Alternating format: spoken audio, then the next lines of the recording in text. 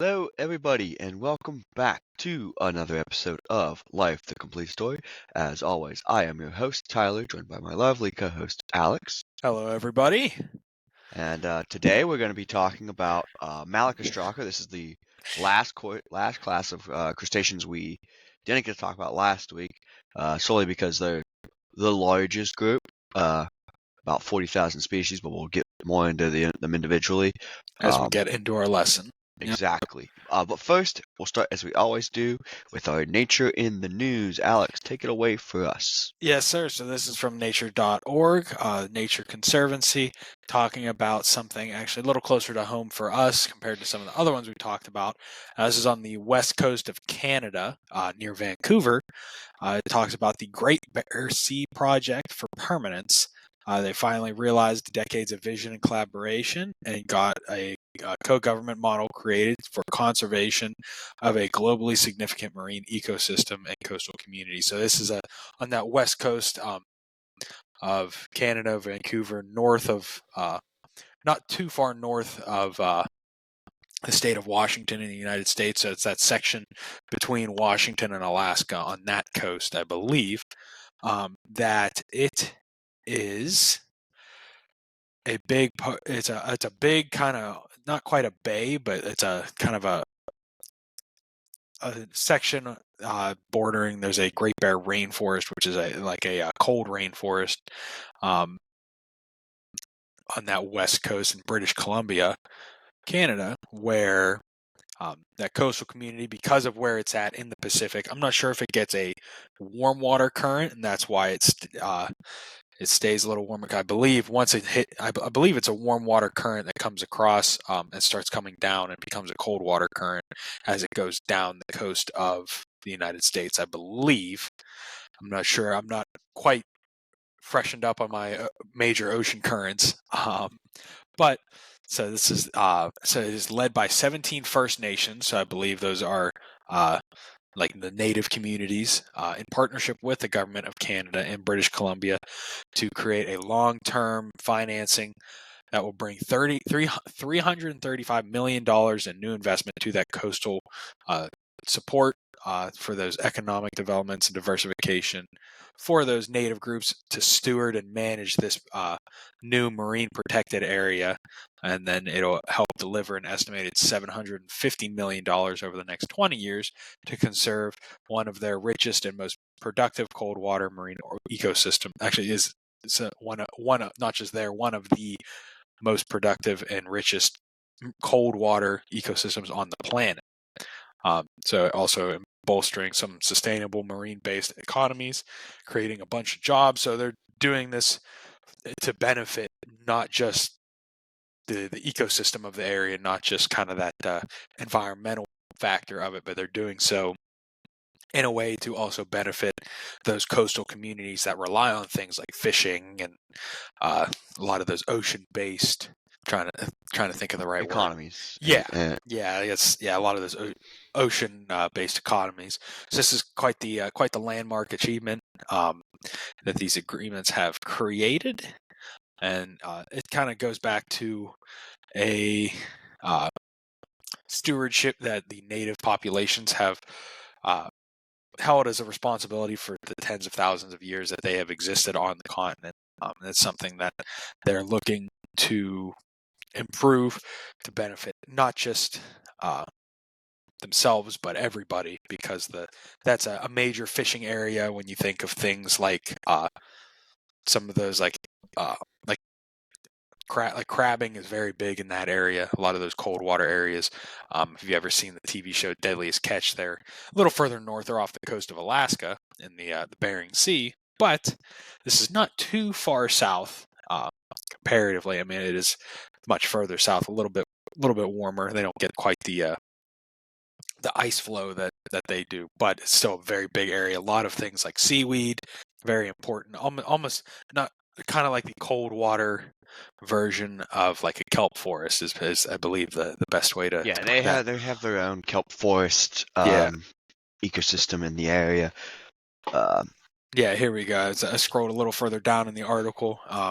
It's a mix, yeah, globally rare and productive mix of habitats. They have, of course, open ocean, as well as it's a very big area for estuaries. If you look at the map of the area, you can see just a massive amount of waterways, probably glacial runoff that flows into the ocean right there on the coast. So a lot of very deep fjords, and they also have expansive cold water coral and sponge beds, and like you said, dense kelp forests that have been. This is a great way to put it here, quoting the article. The Great Bear Sea is a source of sustenance, culture, and livelihoods for all those who call the coast home. So that is something, of course, an agreement like this to help not only protect but also improve this kind of area it's quite an achievement between a number of different groups. It's 17 First Nation peoples, as well as a major global government in Canada. So it's definitely quite a big thing that I'm sure a lot of other countries will be looking at and hopefully replicating in the coming years to improve their own coastal communities and a lot of these very important ecological areas. Righto. And as a note, these marine protected areas aim to conserve 84 different endangered species, as well as restore numerous stocks of fish throughout the area to kind of bolster those coastal communities and their economy. For more of the environmental side of it compared to the economy, that's what we're looking at, 84 endangered species. Yeah, I mean, especially when you say those key fish stocks, those are the things that when they go fishing, like those Pacific salmon, like I believe the coho salmon is Yeah, the Chinook, the yeah, coho. yeah, two very large salmon species that live on that in that area. King salmon too, I, maybe. I believe, yeah, I believe so. I know the coho and Chinook salmon are the two big ones that I can think of. Those are the ones, especially I believe the coho salmon is the one that turns the bright red, if I remember correctly. I Or, believe.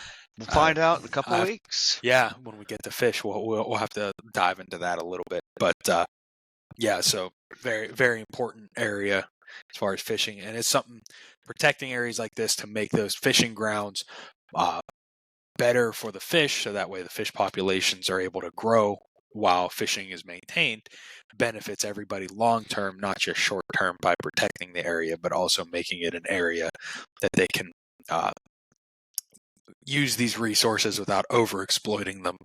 Uh, kind of like I said, that long term protection benefits everybody over time. It's not just a short term benefit of okay, we fish it, and then after a number of years say okay, why can't we catch as many fish? It's because there's less fish and it starts hurting populations, and we get that downward spiral by protecting them. We're actually able to protect those populations, improve them over time, and that way it keeps those going as we continue forward. Right. That's going to conclude this week's edition of Nature in the News. Very good article. Very Yeah, important, and most of our articles we covered are just new breakthroughs in terms of taxonomy or research to use certain things. This one kind of we chose something environmental as well as economic slash yeah, political in yeah, quotation marks. yeah, Um, but with that, we're going to move into our lesson for the day. yes, sir. We talk about Malacostraca.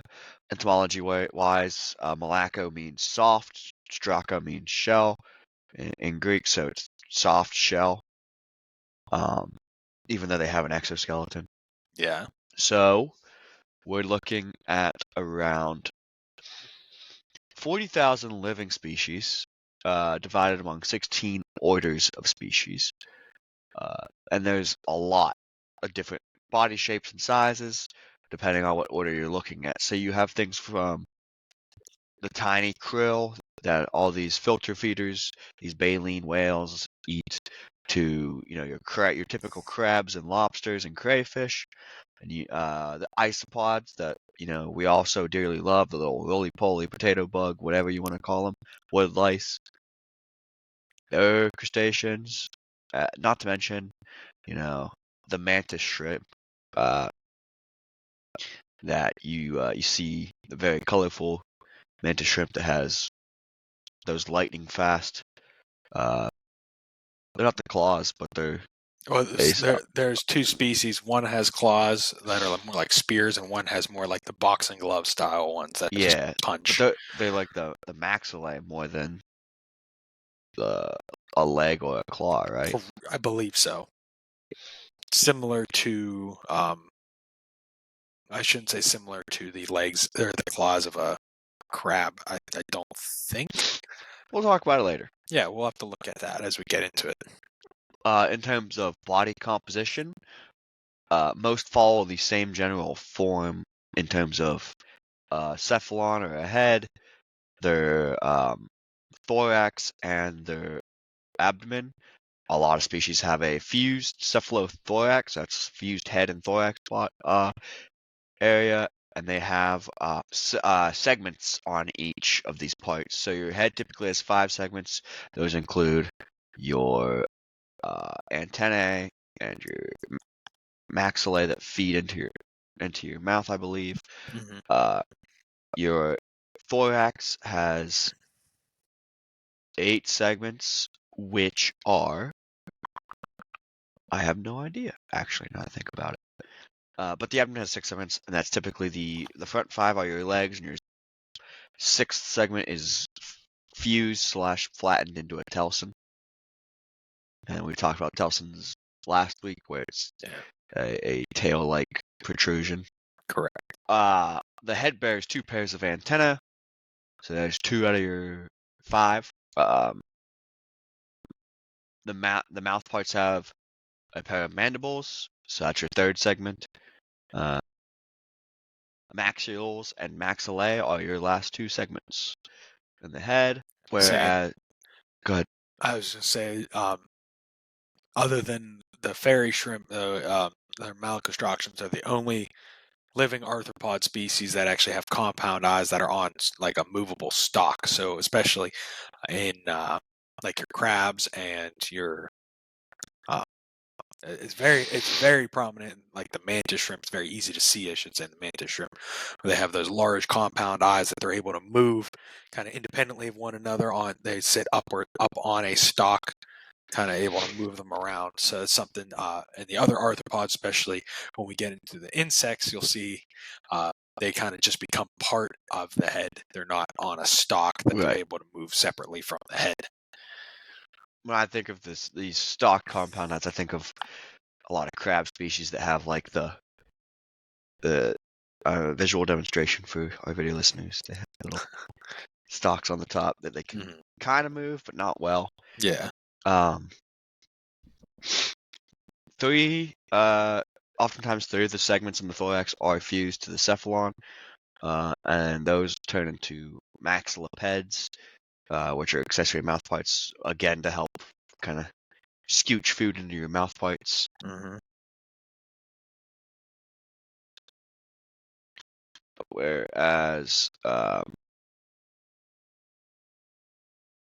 claw is also on that thorax part. Saying here, a lot of them, a carapace, so like that protective covering on the top. There's a lot of different forms. You see that some have it, especially I think of like your more hard-bodied, your lobsters, crayfish, crabs especially have it, and then some is lost, especially when you get into your shrimp. They don't really have that like hard domed section of like a shell. It's kind of just part of the body. It's just that main exoskeleton. They don't have that additional kind of carapace layer on top of that. Right. Okay, and then the abdomen has the legs, as we discussed earlier, and that telson. Internally, they have a straight digestive tract with a short esophagus and a 2-chambered stomach, which contains a gizzard-like gastric mill similar to the other crustaceans we covered last week, correct? I believe so, Which I said was similar to like the rostrum. I think so, or like I believe radula.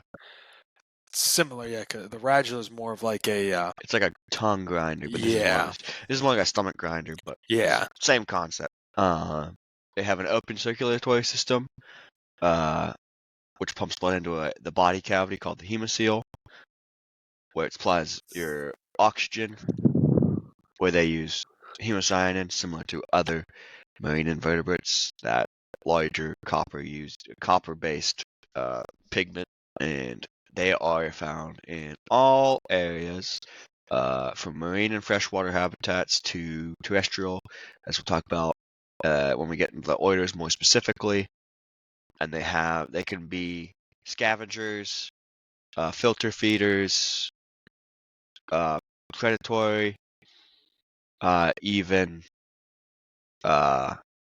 what is the word I'm looking for? Sessile. Some are even okay, sessile.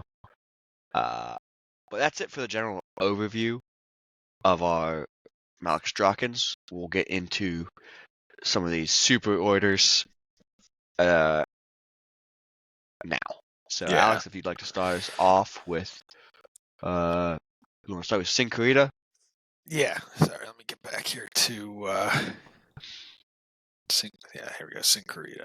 So Syncarita, it is like we said, it's a super order of the Malacostracans that has two smaller extant orders.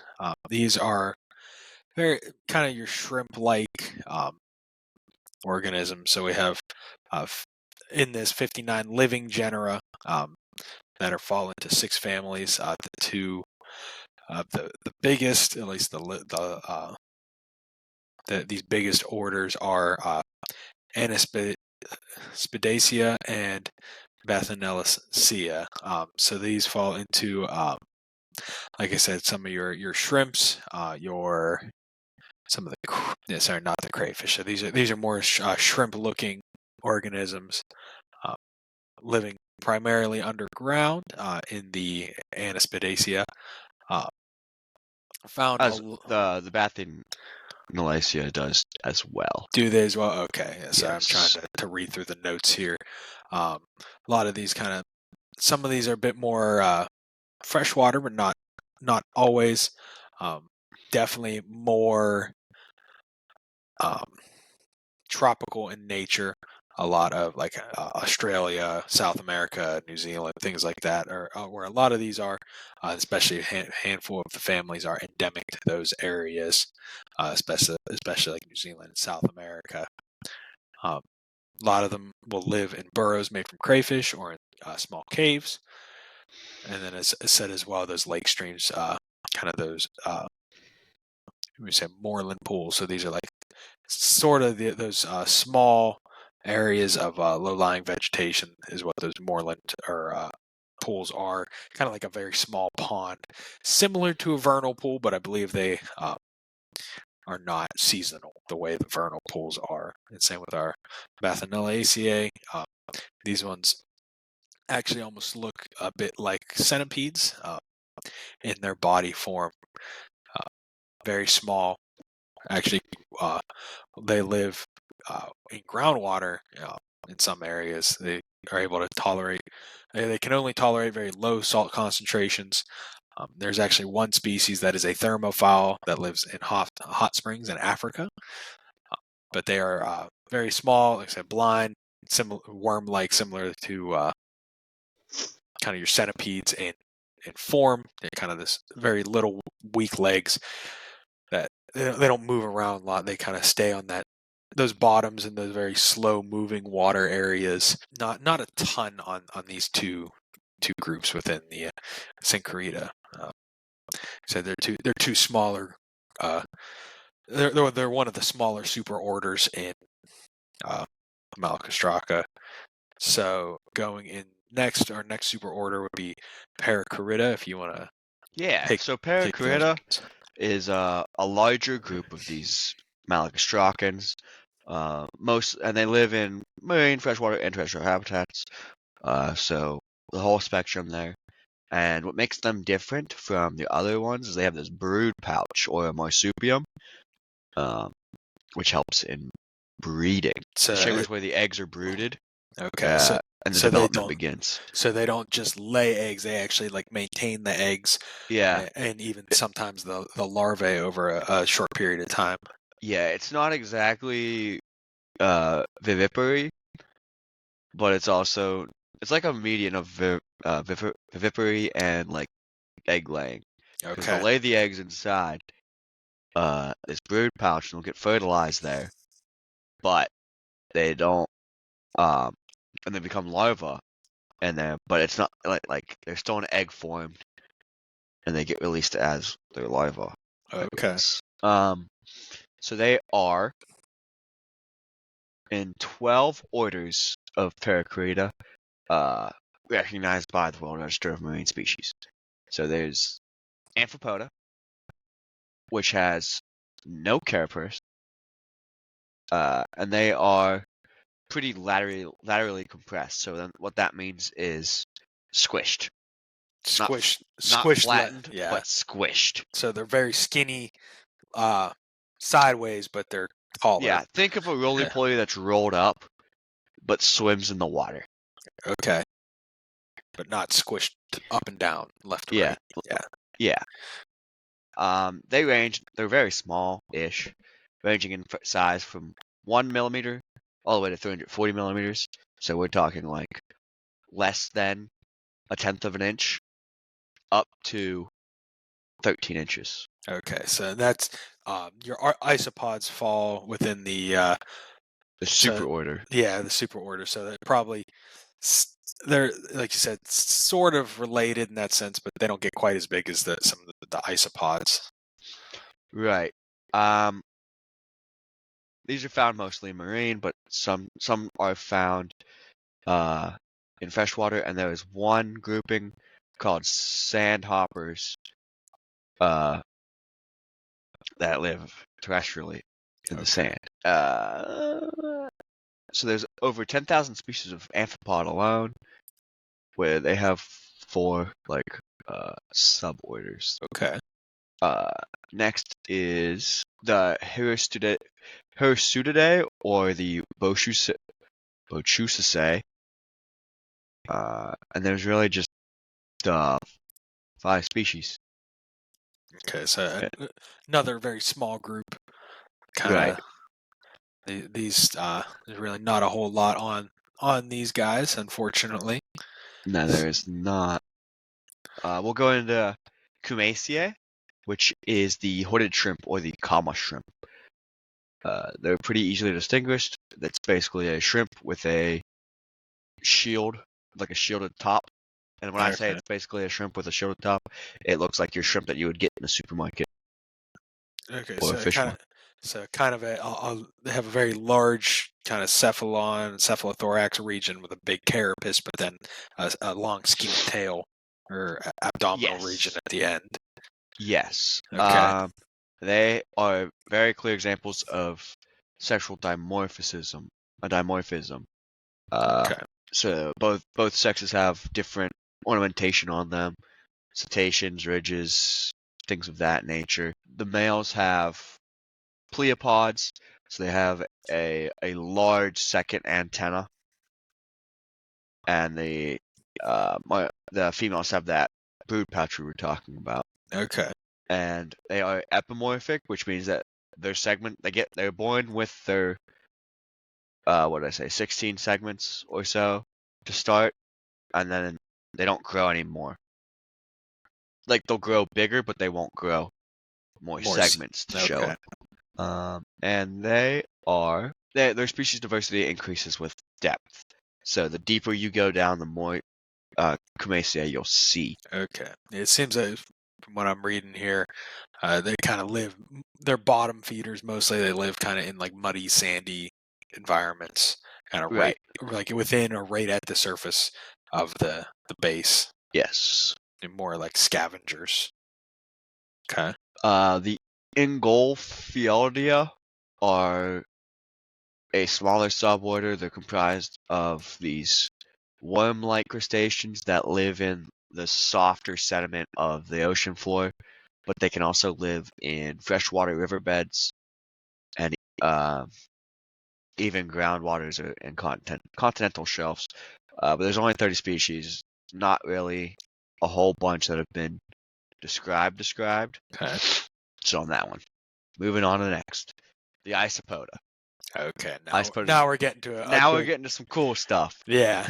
Isopods live everywhere. Yeah. As long as there's moisture, they'll live there for the most part. Some eat dead or decaying plant matter or animal matter, and others are filter feeders. Some are even parasites for fish. There's over 10,000 identified species of isopod, with 4,500 in marine environments, 500 in freshwater, and about 5,000 on land. So they have a chitinous exoskeleton with dorsoventral flattening. So they're flattened. Yeah, it says top they're to bottom. broader than they are deep.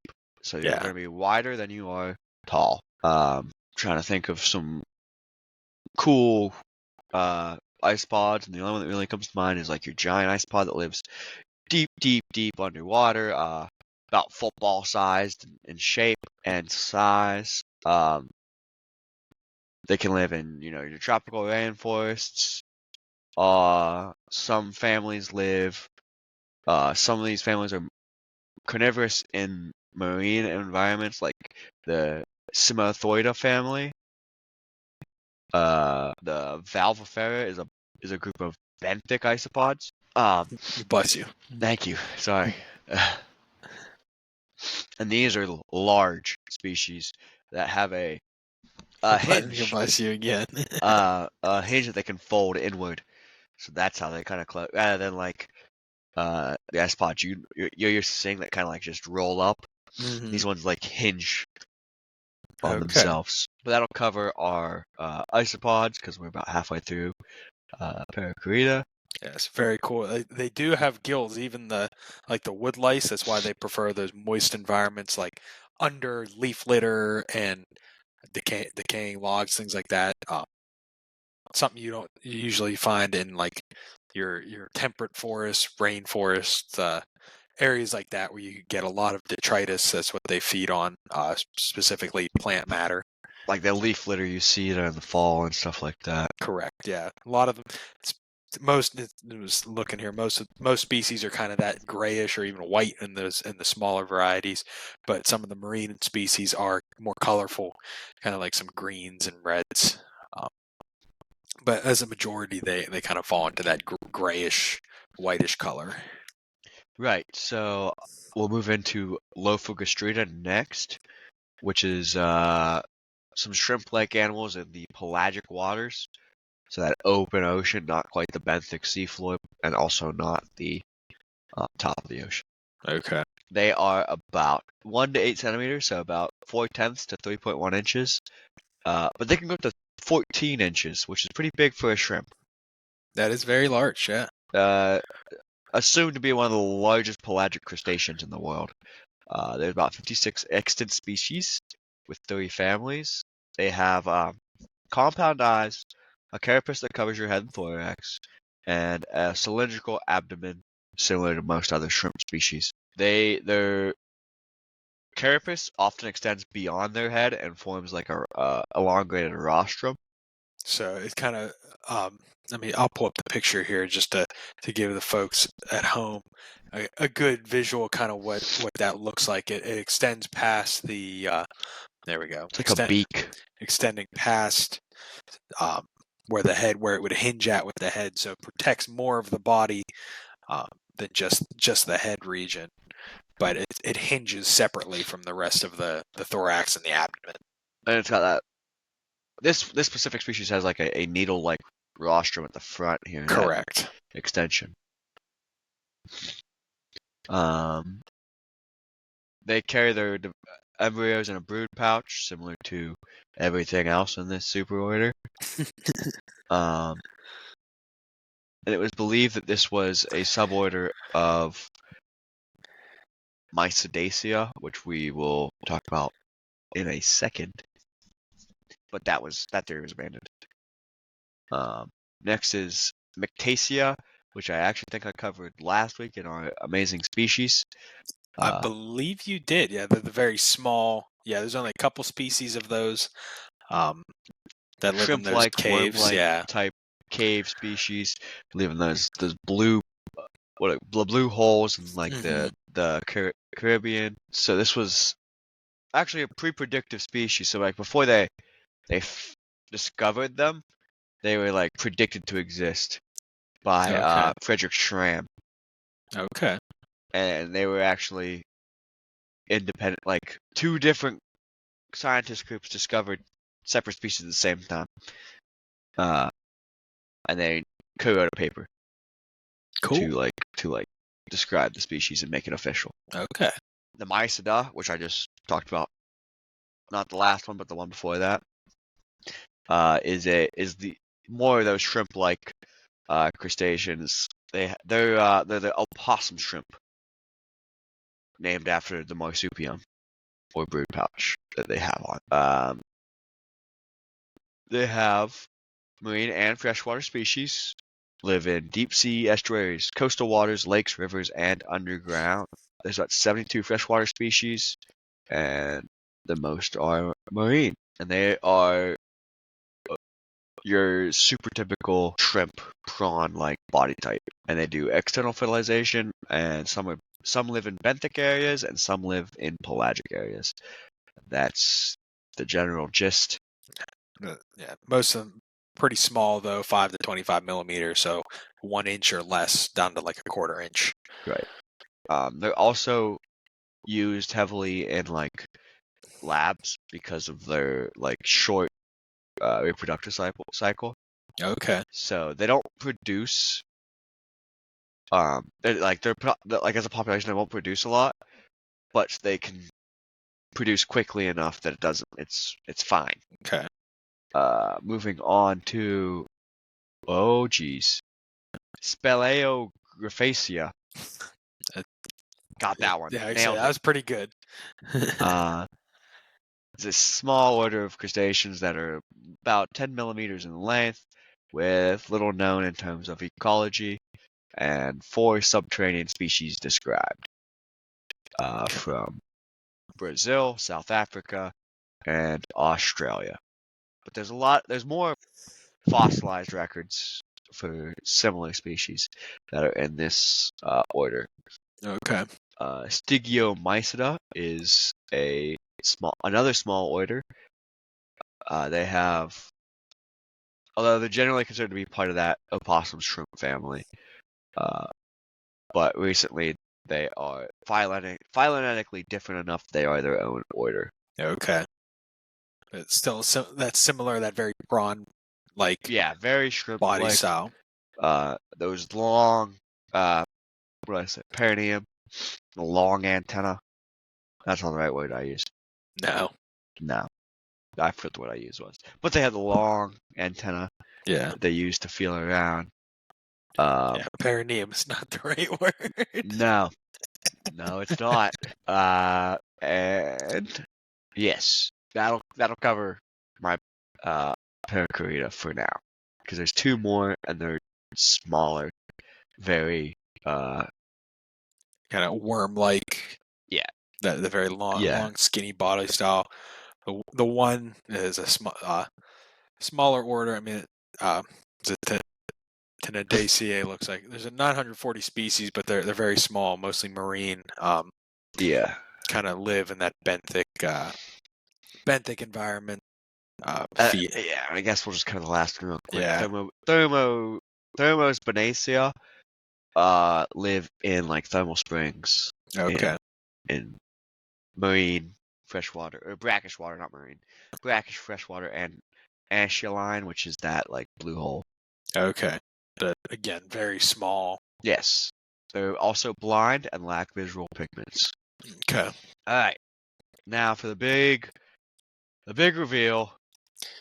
Alex, take us home with the Eucharids. Yeah. So the Eucharids, this is pretty much our biggest superorder of Malacostraca, comprising of your decapods, which are when you think of crustaceans, those are what you think of. Those are your lobsters, crabs, shrimp, prawn, Crayfish. crayfish, yeah. And then the krill, which are small, still that very prawn-like body style, but so they're very tiny shrimps, kind of. And then the last one is the Angustiniidae, I think, which is an extinct family of that's some of that very prawn kind of lobster-looking body style, rather small predators that are from the late Devonian or early Carboniferous period. So we won't cover them too much. We'll focus mostly on the decapods.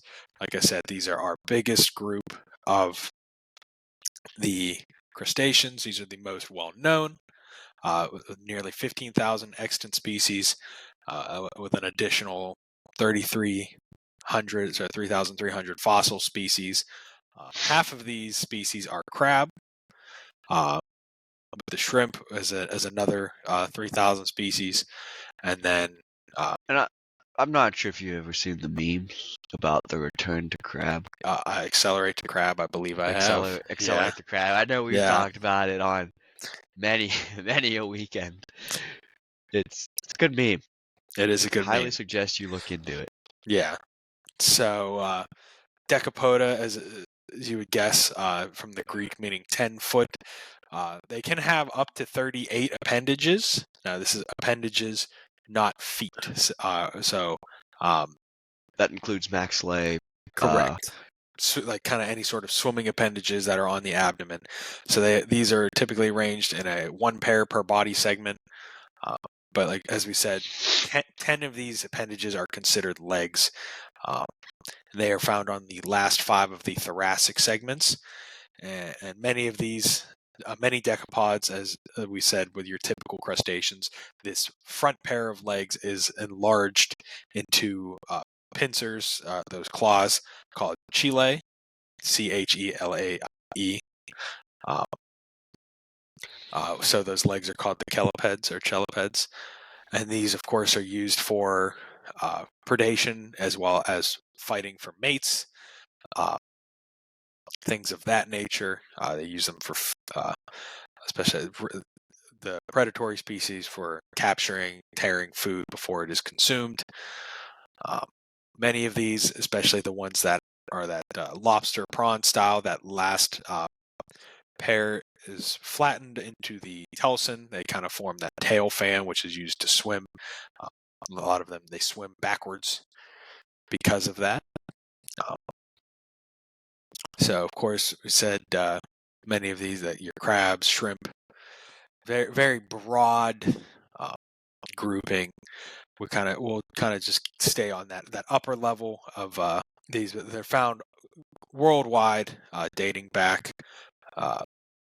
Their highest diversification is during the middle of the Mesozoic era, so during the time of the dinosaurs, those Jurassic and Cretaceous periods, which kind of coincides with the rise and spread of modern coral reefs, which is a very important habitat for many of these species, especially the marine ones. They live in a lot of these areas, but like we said, found worldwide as well as terrestrially with many of the crab species. And not to some of your crayfish you'll find them on land, but it's typically as they travel between like pond environments or wetland environments.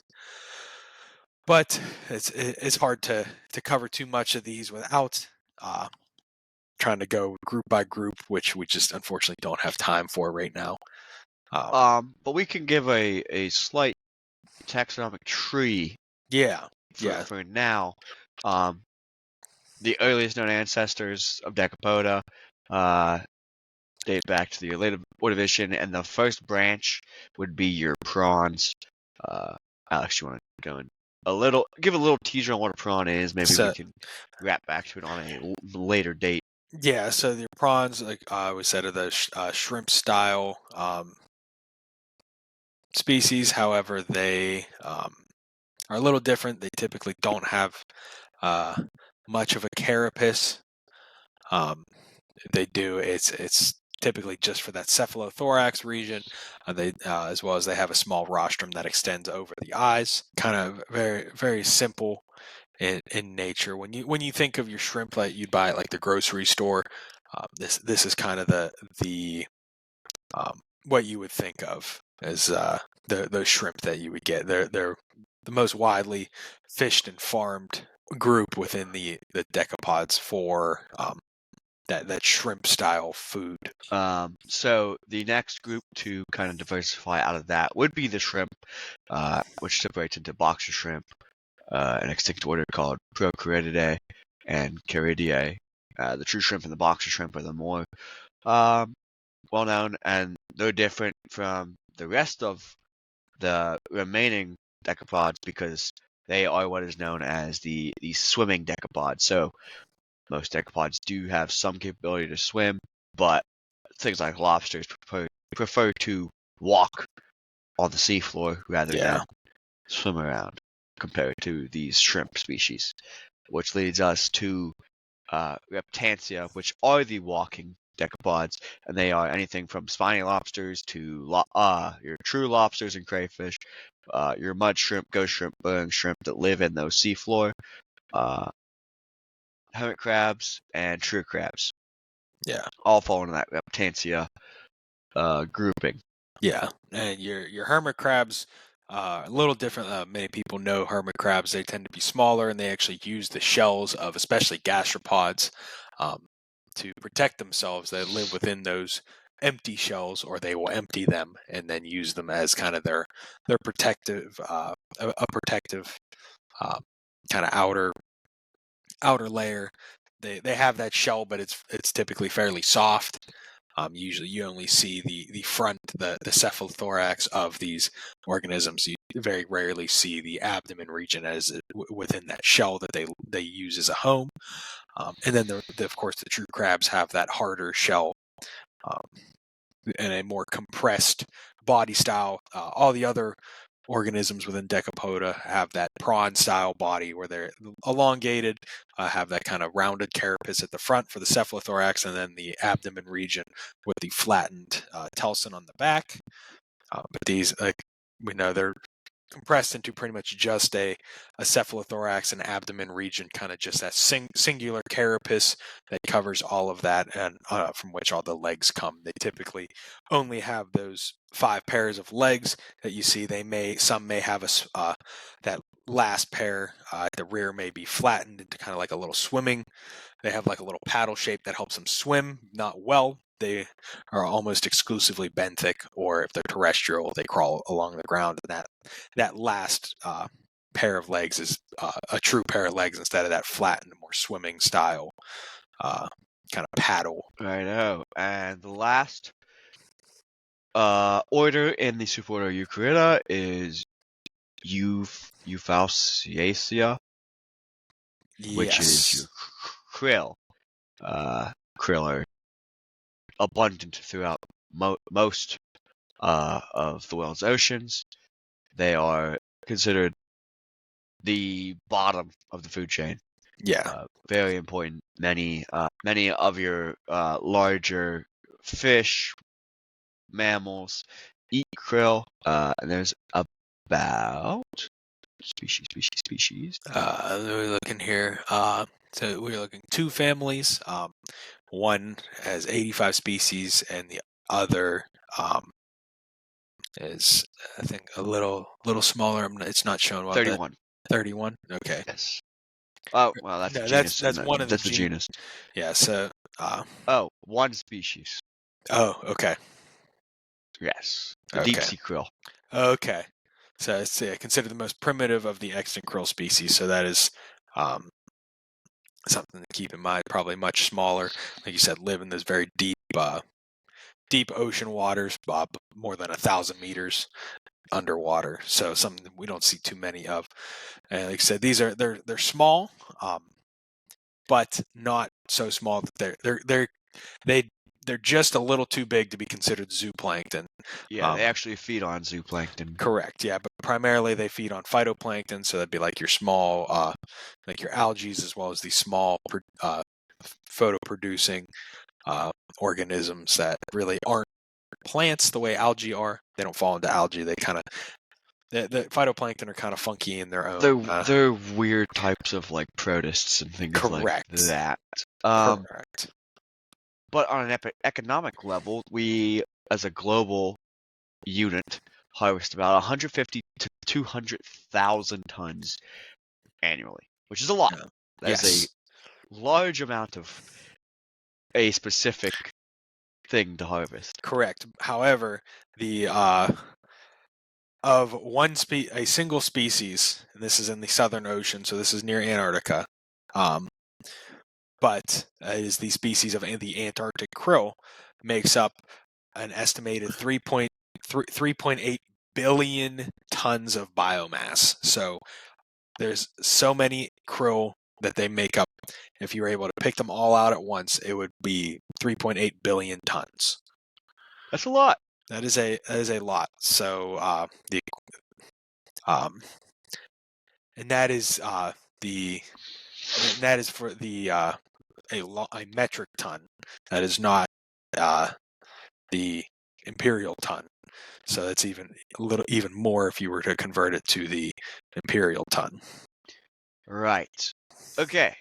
So that's going to cover the Malacostraca. We'll get into Hoplocreta real quick before we go into our recurring segments for the week. So Hoplocreta are a subclass. They are comprised of Stomatopoda, and Aschronectida, and Paleostomatopoda. But those last two are extinct. They're no longer around. You can see fossils throughout the world. But Stomatopoda is more commonly known as the mantis shrimp. There's Yes, about sir. 520 species of mantis shrimp, which came around about 250 million years ago. So kind of new in terms of Like geologic time. geologic Yeah. time. Compared to the other crustaceans. Believe that's the Cretaceous period. Uh that would be Carboniferous. that'd be the Carboniferous period. Carboniferous. Yeah. Yes. Um, But when some of these other ones that came out into like the Cambrian, Devonian, Ordovician, like much longer time ago. so as we said, there's two types of mantis shrimp. There's your spearing and your smashing. They live in burrows, and depending on what type of shrimp they are, if they are the spearing type or the smashing type, they have a more preferred burrowing location, where the spearing ones prefer soft sediments and the smashers prefer hard sediments. Correct. Yeah, the spearing ones typically feed more on your softer body organisms, so like small fish, things like that. Your smashers really like other Other crustacean. crustaceans, though, that can Yeah, smash the shell up and get the juicy bits inside. yeah. And that's these, of course, the very interesting part of the this body style is these front arms that are used for that. They kind of have that either that raptorial claw, like we said, or that it's almost like a boxing glove. It's a small, hardened structure that allows them to punch or grab at a very, very high rate of speed. Yeah, about 50 miles per hour off these claws. Yeah. For those who are familiar, especially the punching style, it's the force of getting hit by a very small caliber bullet, like a 22. But that force, it's enough that it actually causes cavitation bubbles, which are small little air. It pushes away the water in front of it at such a high speed that it kind of creates an air bubble that then collapses on itself, kind of creating a secondary strike within that because of that bubble. It's a very, very high force. They are very fast in and of themselves. They swim and move very fast. And their eyes, like we said, they have very large compound eyes. They're actually able to see a wider range of colors than a lot of other organisms are, just because of the way their eyes are made. Yeah. They're very, very interesting organisms. Correct. And their stalks are able to move independently of each other as well. So pretty premier in terms of predatory kind of like advancements. You can see independently out of your eyes, as well as you can see more of the color spectrum than many other predators. Yeah, they can see like that deep ultraviolet all the way to like a very far red color on the light spectrum. So it's a pretty wide range. They're able to see things that we can't see. Both that far red, that infrared, you think of like heat. They're probably able to detect the heat of their prey, and as well that ultraviolet, they can see different colorations that uh, may, and as far as typical color vision may help those organisms hide, they can see that ultraviolet, which helps some of those things stick out. Right. So that's gonna be our brief overview of mantis shrimp. If you're interested, we can do a larger deep dive at a much later date. We'll squeeze it in somewhere if you guys want it. Yeah. And the last group is the Phylocritta. And really quick, the Leptostraca is the extant order, and that's your filter feeders. They're probably the most primitive in terms of crustacean and Malacostracans in general. Roughly 5 to 15 millimeters, so no longer than half an inch really. Although extinct ones could grow up to 75 centimeters. They're so primitive that they don't really even have um, any type of claws or anything like that. They also have 7 abdominal segments instead of the normal 6. Although they do have compound stalked eyes, but that's gonna be it for that. Very Quick very little small filter feeding organisms that kind of yeah, would be right there with the krill as far as kind of where they'd fit into the your like trophic pyramid, kind of that very base level organism. correct. That's gonna do it for our lesson for the day. Alex, if you'd like to kick us off with our uh, most wanted for the Yes, week. sir. So our most wanted. I was good again. I found us another crustacean. This one is the bloody red shrimp. So this is it kind of in that very small that grouping of the small shrimp. Looks very similar to a possum shrimp. So they're kind of those small benthic style shrimp, but they're a little different. They can be identified by they have red pigment spots in the cephalothorax and in the telson area, kind of giving them that bloody red name. The rest of the body itself is kind of a relatively translucent yellowy white color, and they're very small, only about half an inch, if not smaller.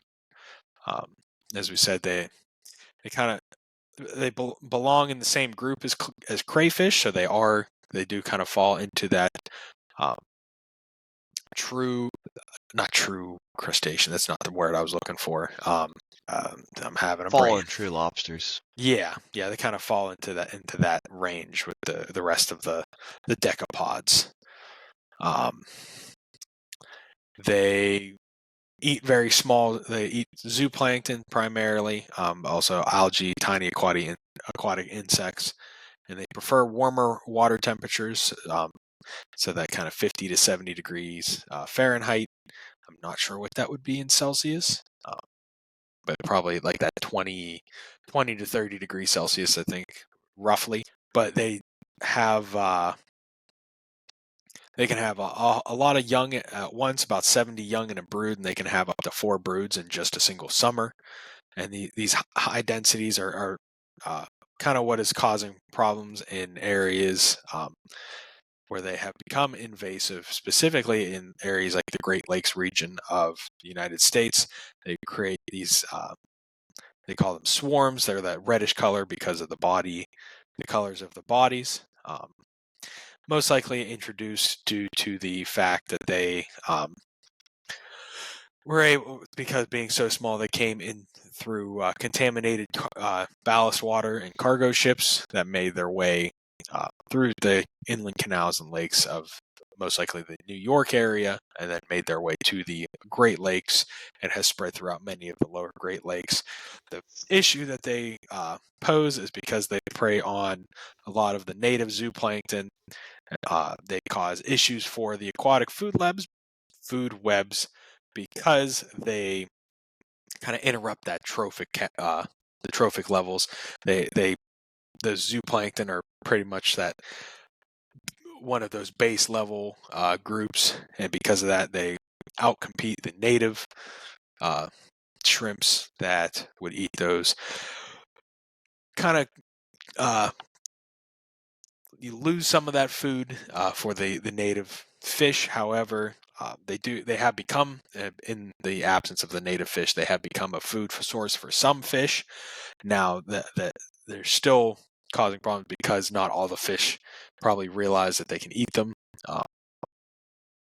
So kind of outcompeting those native species, as well as changing the kinds and abundance of the algae that are found in those lakes. Changing a bit of that producer level, which is a big issue when you think of the role they play as far as providing oxygen to the water. So not a whole lot we're able to do to control them at this point. Hopefully, as time goes on, they are able to, the native fish populations are able to consume more of them, hopefully putting them in a bit more check. Right. So overall, not as dangerous as some of the other species we covered, like zebra mussels, lionfish. Yeah. The insects we covered, like the emerald ash borer and the spotted lanternfly. But they still do cause problems, mostly in terms of trophic level disruption. Yeah. Kind of unbalancing the food web of the ecosystem. Right. Anything else to add, Alex? On these guys, as of now, I do not. Right. So that'll move us over to amazing species for the week. I was also good. I chose to a crustacean as well. I chose the purple marsh crab, which is a true crab species that lives in the wetlands of Guinea in Africa. Okay. So that's that kind of western coast of Africa. Yes, by like Sierra Leone, Liberia, and the Ivory Coast. Okay. But this species lives specifically in wetlands in Guinea. Really, about two separate ranges here. I can zoom in far enough. Not really. Cool. They're endangered. This was assessed in 2020 and published in 2020, so not too long ago. Recent comparatively. Good news. In 1996, it was endangered, but it was also labeled as critically endangered as a separate species. So I guess that was just a misunderstanding of what it actually was. So it's endangered compared to this false description. Only a few known specimens in two localities in Guinea. Boke, Guinea, in 1947 was where a single specimen was collected, and another population was discovered more recently.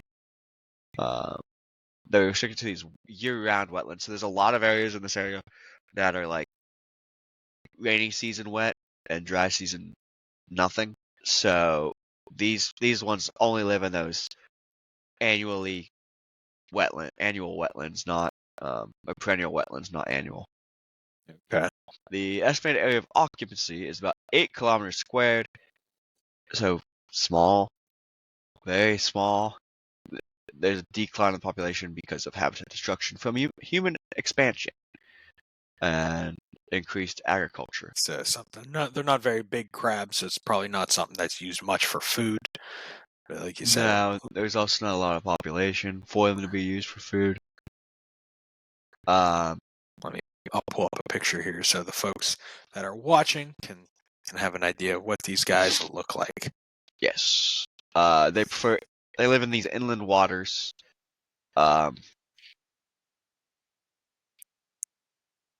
Bogs, marshes, swamps, peatlands. And their threats include agriculture, logging, urban waste, and like agricultural effluent, so fertilizer, wastewater, and stuff like that. we do have conservation sites in these areas where they live, so probably one of these has been adapted to, or both declared to be a conservation site. Okay, like a protected area. No, because none of the populations are in protected areas, but they're in. Okay. Maybe it's like a state park or something, or like national park. Okay. Uh, that's gonna cover it for these guys. There's not much about them really. Um, Relatively new in terms of described species. Only like the 1940s, so World War II, when Okay. a lot of Other things were going on. the world wasn't exactly looking for new crab species. Yeah. Um, so that'll bring us into our latest segment, the From the Vault segment. Today we're going to be talking about an extinct genus of decapod called Colleia. They were first described in 1835 in Colleia antiqua. However, a new species, Colleia Martin Lutheri, was described in modern-day Germany, described by Gunther Schweigert and Werner Ernst. So Alex has done the wonderful pleasure of showing an artist rendition of this Colleia, very similar to some modern-day lobster almost. Got that elongated abdomen segment that flattens out into a telson. You can see this rendition has smaller claws than what some of these fossil records show. Some having like large, outstretched claws. Okay. Um, Similar to lobsters. yeah, Okay. yeah. These ones are more like stubby in Okay. comparison. But overall, not much we can go off in terms of relation to everything else. Okay. There existed from the Triassic to the Jurassic, so the tail end of the Mesozoic period. Probably died out with the rest of the dinosaurs. But that will do it for today's episode.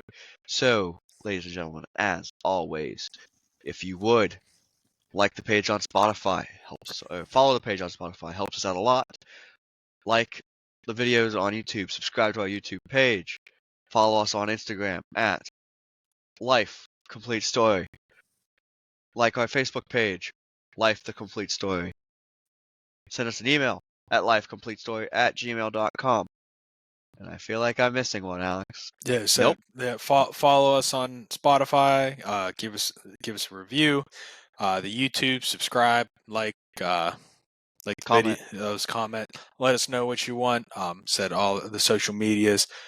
Interact with us there. You can feel free to message us, as well as you said the email at lifecompletestory@gmail.com. Send us some feedback. Let us know stuff you'd like to hear more about. Some things that we covered that you really liked. Some things we didn't cover that you really want to hear more about. We'd love to go into more depth on some of these different species rather than just giving a broad overview. Especially if there's some that you guys really want to hear about, we'd love to learn about them with you. Right. As always, do as we always say. Keep learning. Learn something new every day, and we will see you guys next week. Hopefully, on a super episode. Yes, sir. Have a good one, guys. Thank you very much.